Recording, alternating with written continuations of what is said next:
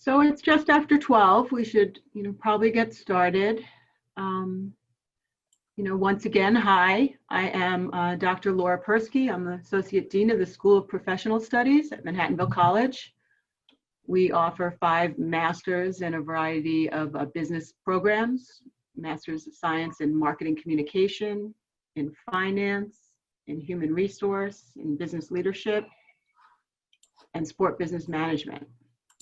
And we've been hosting a series of power lunches that include our alumni who've gone through the program, and we'll talk about how the program has helped their career. So it's really great to have this full circle relationship, to bring students into the program and go through an information open house session with them, and then guide them through classes and work on final projects, and then watch them use their credentials to improve their career.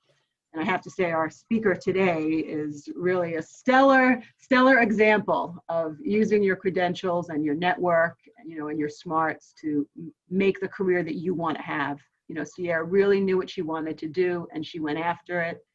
And we're so proud of her, and we're honored to have her speak today. She's also been, well, I'll get to that when I introduce her, but she's also been a guest speaker in our classes. So, we really are a community of students who sometimes stay with us, through faculty, like Professor Beardsley. So that's really nice. So I'm Dr. Laura Persky, School of Professional Studies, and on board today we have Jean Mann, Graduate Program Director. Jean advises students on 4 of the 5 of the business programs. And we have Brian Sandy, Director of Graduate Admissions. Hi, everybody. We have Dominique Mason, who's Executive Assistant for the School of Professional Studies and School of Ed. Hi there. Thank you for putting this together, Dominique. Sure. And we have Sierra Brown with us. Sierra is a digital marketer and product manager at Boehringer Ingelheim. She's worked on a variety of digital initiatives, multiple integrated marketing, advertising, PR, and social media programs before her time at BI. She's worked on account teams at New York creative agencies, serving a range of clients from Fortune 50 to startups in a variety of businesses.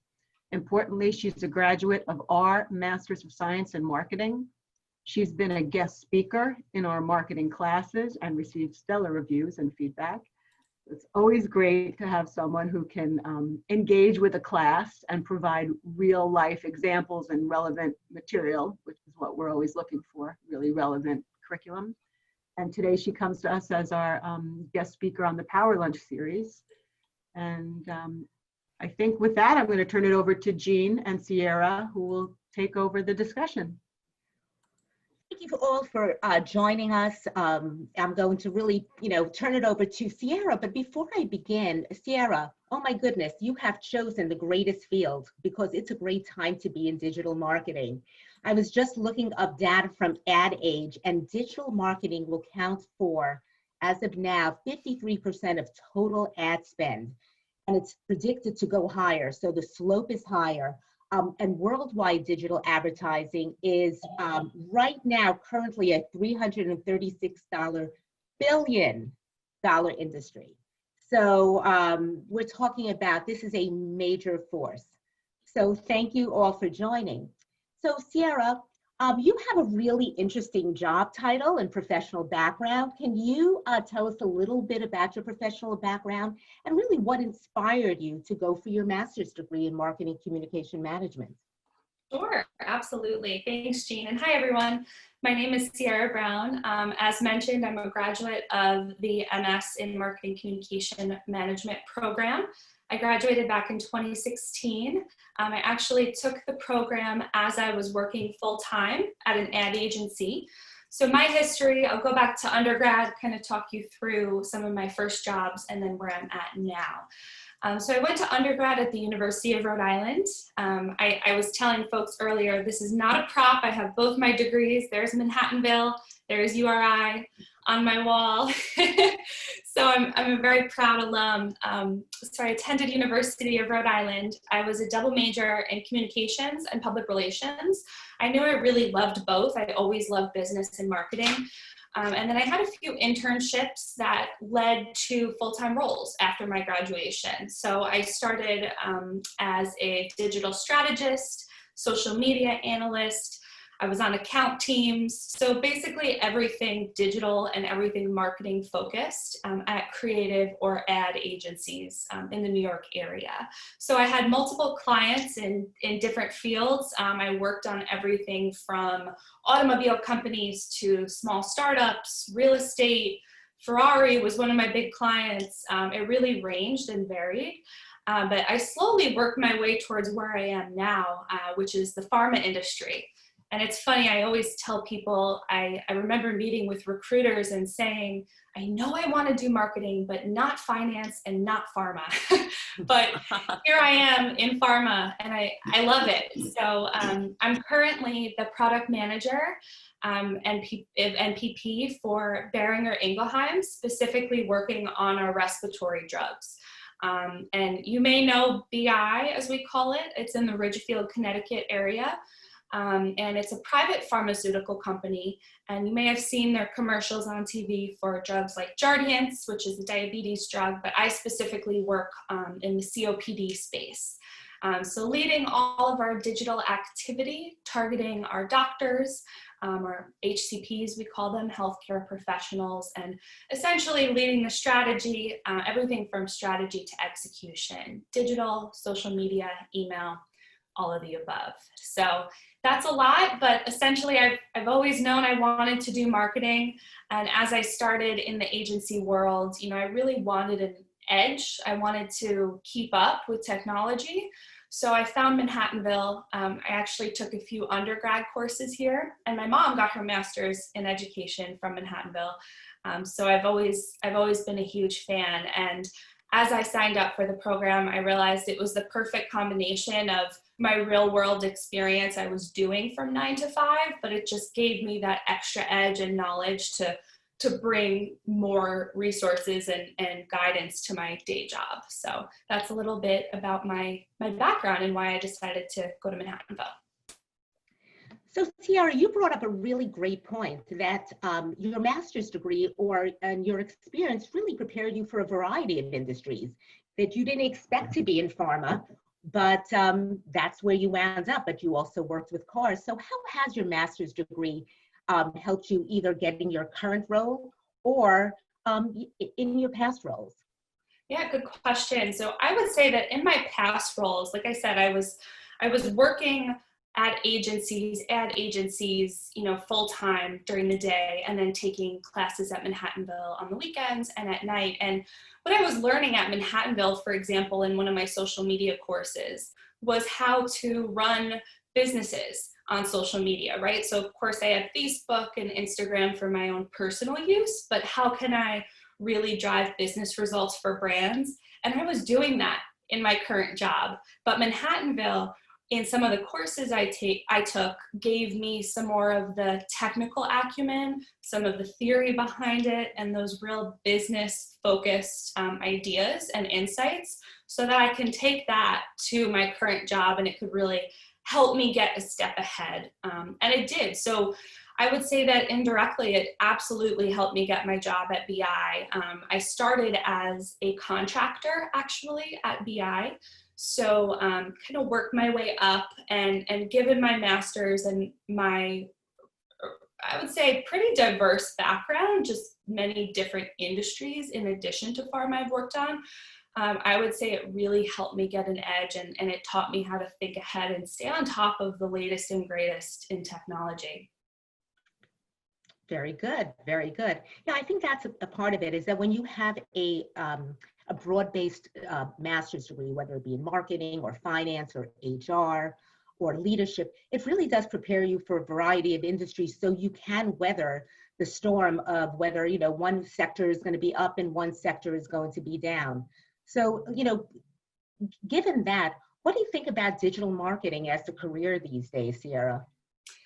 Well, I would say that things have changed over the last 6 months and a year, as they always do. But, you know, with COVID now, I would say digital isn't our future, digital is the present, right? I mean, we're doing this interview over Zoom. So this is just how things work these days. I've seen a lot of companies and, you know, brands need to adapt, honestly, to survive, right? Because yes, there's still value in traditional media and mail and PR and things like that, but it's certainly not the only way. There's just so many changes in our world, and I'm sure it'll only continue to change at a fast pace. So marketing and really the core business theories of marketing will always be there, but I think the digital edge is something that'll just continue to grow. Excellent. I could not agree more. It's a really exciting time. If we're never more than 1 second away from our devices. Exactly. What kind of skills does someone need in order to be successful in a career in digital marketing? Good question. I would say definitely communication, written and verbal. You know, I give presentations like this now on Zoom, but they used to be in person on a daily basis. So that's not necessarily the case for every role, but I think being comfortable with public speaking, really being able to be a strong writer to get your ideas across, you know, for social media, or if you're just creating, you know, a strategy or a PowerPoint deck, or no matter what you're creating, having that communication skill is really important. And also being a self-starter and just being really eager to learn. I was thinking about this before, you know, I graduated from Manhattanville in 2016. And at the time, everything we were learning was the latest and greatest, but there have been new apps and new technologies since then. You know, there's things being invented every day. So if you just have that eager mentality to just try and learn the latest and greatest and stay on top of those trends, I think that that's the skill set that really will get you ahead. Oh, wow. Thank you. Now, I can talk to you forever, and you know that, but we have people on their lunch hour that have questions. So I'd like to open it up to those who are online. And, you know, Sierra is here to answer your questions firsthand. So feel free to unmute yourself and ask a question.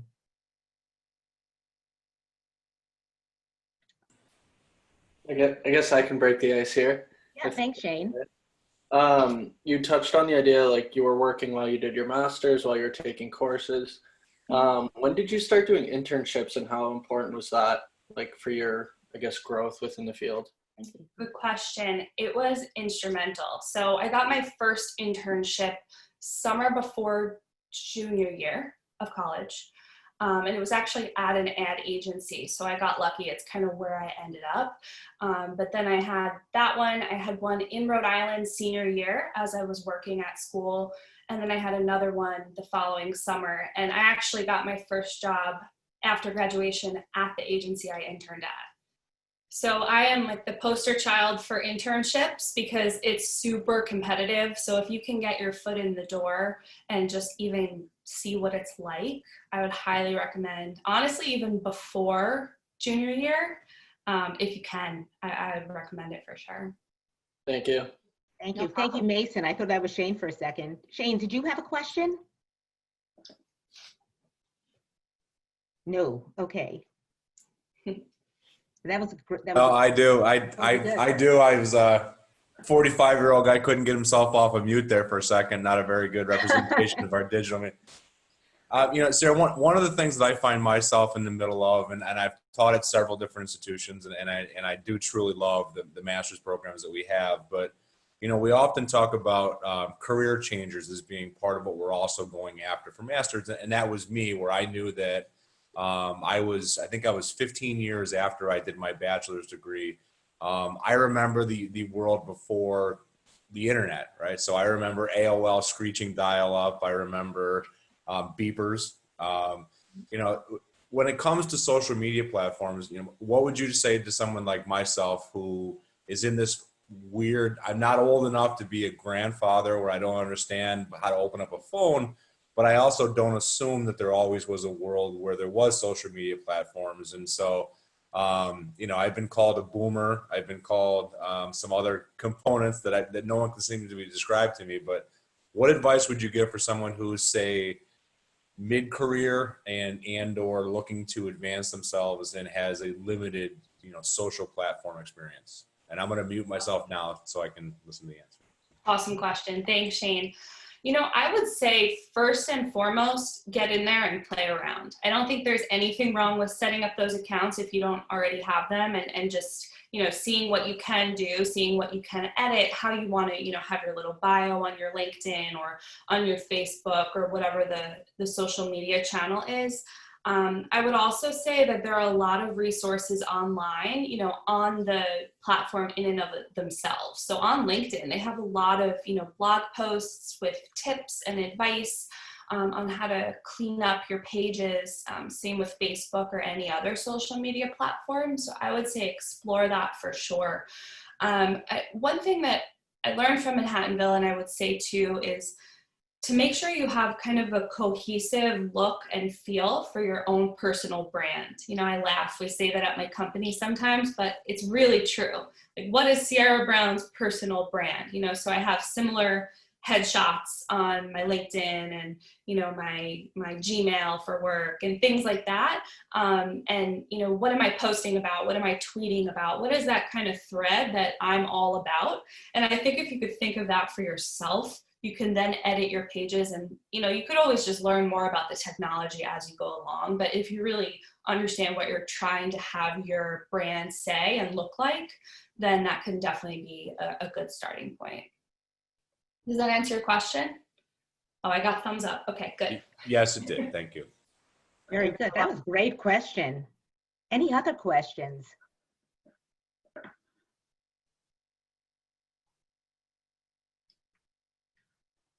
I have a question. Oh, Hey, Caitlin, how are you? hi. I'm not on camera because for personal reasons, but you know how it is these days on Zoom.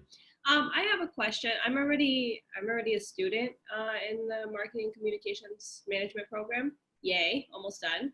How do you recommend? Like when I was in undergrad, my major was psych. And I didn't necessarily intern because I was working almost full time pretty much while being a full-time student. How do you recommend, I'm only 24 and I'm, getting my master's. How do you manage working full time and still wanting to get that experience? Like I don't necessarily have time for an internship. I've been considering doing some freelance work because I did it very seldom. I did that back when I was in college, very loosely for marketing. How do you balance that? Or, you know what I mean? Like, what are companies looking for? I know they want internship experience, but I have none, and I also have no time for that. So. Yeah, no, I get it. First off, I would say you're off to an amazing start at 24. So that's phenomenal. What I would say too is that freelance work is huge. I did it myself. I created my own freelance company. I mean, truthfully, it's me advising and consulting, but with technology nowadays, you can create your own company. You can create your own website, your own logo, and promote yourself as an expert in, if you want to be helping brands with Facebook or whatever you want to help brands with or whatever you want to do. I think now is the best time for it. I also think with COVID, a lot of companies are looking for that virtual remote help. So I know time is tough. Of course, you have a job and you have schoolwork, but I've done some freelance work, and I know of some companies trying to hire for 2 to 3 hours of work a week. It's not nothing. It's still a commitment for sure. But I think the ability to work virtually or at your own pace and your own schedule is something that companies are way more comfortable with nowadays. So I would encourage you to look for those opportunities because they definitely exist and they'll help you for sure. I'm definitely happy. This, COVID brought a lot of unfortunate things with it, but I think it's giving people coming out of, degree programs right now, it's giving us an edge because so much of what we do, so much of technology is digital, and we were still kind of living in an analog world. Whereas now everybody's being forced into it. So thanks for that. Cause I was like, oh no, like I could do freelance work, but I didn't know I know it's still experience, but labels are everything with people. So they're like, oh, you don't have an internship. You did freelance work, but you didn't do internship. So I'm happy to hear that they're kind of valued the same. So thank you. Yeah, absolutely. No problem. And you're right. I mean, sometimes it is the label, sometimes it is your title, but sometimes it's not. Sometimes it's, how you spin it. Being a freelance, employee or worker is showing that you're your own boss and you know how to be responsible and you know how to, do it all yourself. So there's also value in that. It just depends on kind of how you spin it. Love it. Girl boss, hashtag. Love that. So we have like time for one more question. So does anyone have a question? And then you can always ask us. We're going to share our contact information as a follow-up. But I know that Sierra has a regular job to do. Also, this is for Caitlin. This is on my desk. Yes, exactly. Exactly. We have the same 24 hours in our day as Beyonce, so we just have to do it up. Oh, I love that. I love it.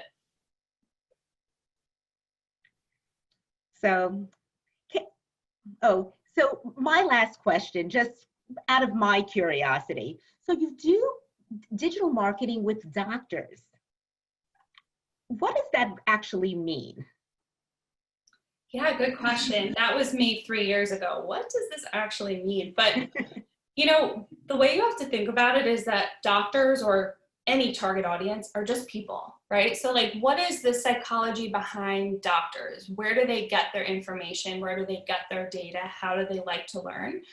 So of course we have reps that are out in the fields. Now with COVID, it's hard, but going into the offices and, pitching and selling our drugs and products, which is not my, side of the business, but everything else digital is. So email is huge. Being able to send emails directly, from the BI headquarters with new data or, resources or whatever it may be, email is not going anywhere. Social media as well. There's ways to target doctors on Facebook, on Twitter, and also, there's third-party content websites, WebMD, similar things like that, where you can advertise, where you can have banner ads, where you can link to your brand's website. So just thinking of the doctors as people is really the way I like to put it. And then it's just kind of what are the actual tactics related to it. So email, banners, digital is really how it gets done on the day-to-day. That is so interesting. And so I'm so proud of you because you were just recently promoted. Thank you. Yes, so I love hearing that. Obviously, it's very well deserved.